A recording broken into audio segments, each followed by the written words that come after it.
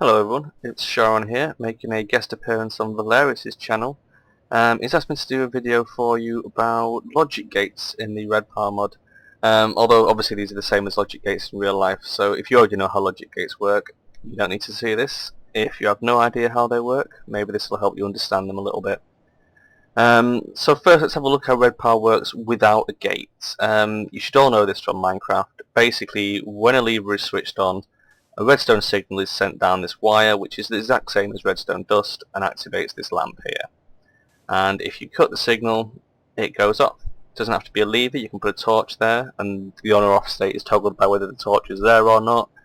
With a button, obviously you press the button and the signal is pulsed, it's sent once and then switched off automatically. But we're going to be using levers to show you how to do these. And all these levers down here start in the off position. So, switch it on, switch it off, that simple. When you start using logic gates, basically this allows you to wire up things in your house in different ways.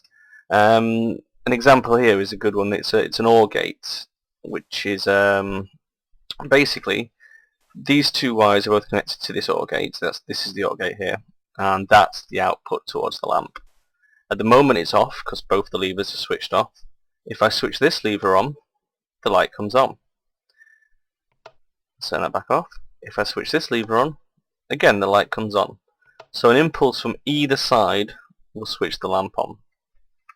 If I switch them both on, the signal is still on. The lamp will remain lit. And we'll come to systems that can alter that later. They're further down the course. So all you need to know about an OR gate is if there's a pulse from either side, or indeed both sides, the lamp will be on. So it's only off when both inputs are off. Okay. An AND gate is the next one. Very similar to an OR gate, only this time both inputs have to be on in order for the lamp to go on. Anything else is an off state. Okay. One thing I will tell you is when you put an AND gate down in Red Power, by default it has 3 inputs, not 2 as I've got here. And to change that you will need a screwdriver or a sonic screwdriver, and you will have to hold shift and right click until it sets it just to 2 inputs. And there's a bunch of other settings as well. You can really mess around with this. Pretty much all the gates have multiple settings that you can alter with the screwdriver. I'll just make it daytime again. So yeah, that's your AND gate. Both impulses are on, the lamp is on. Let's look at the next one. This is a NOT gate. This only has 1 input. You can change it to have multiple outputs, I think, but only 1 input. And basically, this is sort of the opposite of having no gate at all. When there is no redstone signal, the lamp is on, and when you do it, it switches off. So, for example, if you had a button here instead of a lever, when you push the button, the lamp would flick off and then back on. Whereas if you just put a button on a standard one, like over there, it would flick on for a second and then off again. So it's sort of the inverse of that. Okay, this is where it gets a little bit more complicated. This is a NAND gate. Again, both of these levers are actually in the off position. You can see that the redstone wire has no signal going down it, but the lamp is on. And when you switch the switch, nothing happens, unless you switch on both switches, in which case the lamp goes off.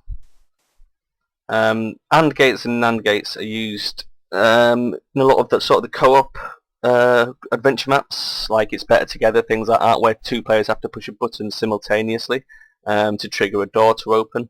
For that you'd use an AND gate. A NAND gate is the opposite, where when both players push something, it disables something ahead. This is a NOR gate. This is where it starts getting complicated. These are all variations of the OR gate. If you remember the OR gate, if one signal or both signals are on, then the lamp is on. This NOR gate is just the opposite of that, the inverse. So if I switch that on, the lamp goes off. If I switch that on, the lamp goes off. And if I switch them both on, the lamp goes off. So it's just the OR gate inverted. And that's a NOR gate. This one over here is an XOR gate, or a XOR gate, depending on how you pronounce it. This is a little bit more complicated than a standard OR gate. With a standard OR gate, if you flick that on, the lamp comes on, still the same there. And again, on the other side, you flick that on, the lamp comes on. The difference is, if you switch them both on, the lamp doesn't stay on. And again, if you knock one of them off, the other one off, that back on, both of them on. Yeah, it's a very confusing one. So basically it's the same as the OR gate, the only thing we've removed is the dual input. If it's a dual input, it'll go back to the off state. Hope that makes sense. Over here there's a bit of cobblestone because as I started building this, the floor gave way. There's a massive chasm under there, so just ignore that. This is an XNOR gate, and this is basically a combination of these two, or you could say one of these inverted really. So the lamp is on by default with no input. Switch an input on, the lamp will go off on either side. Switch them both on, the lamp remains on. Yeah, that's a really sort of confusing one. So it's only off if there's an input from either side, but not from both sides. I hope this all works clearly. I hope you can understand all that. I'll run through them one more time. We'll go look at the OR gate again, just so we can see how that works. So the OR gate, either side or both sides, switches it on. The XOR gate, either side switches it on, but not both.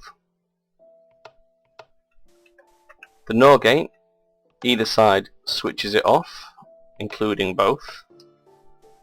And the XNOR gate, either side switches it off, but not both. So there you go. That's all the logic gates you can use in Red Power. There's a lot of other Red Power components, but they're really complicated, and I am not an electrician. Half of them are like way beyond what I can understand. But yeah, using basic systems like this, you can obviously wire up all sorts of things. You can wire up lights in your house that can be controlled from a switch over one side of the room or a switch over the other side of the room, just like you might have in your house. If you have like a lot of people on the stairs would have a switch at the bottom and a switch at the top of the stairs, and flicking either of those would flick light on or off. I'm not actually sure what sort of gate that would be. You'd have to fiddle around with it and see if you can find out. I'd imagine it's this one, because that pretty much just cycles. So yeah, I'm pretty sure that would be an XOR gate. So yeah, there you go. That's how to use logic gates.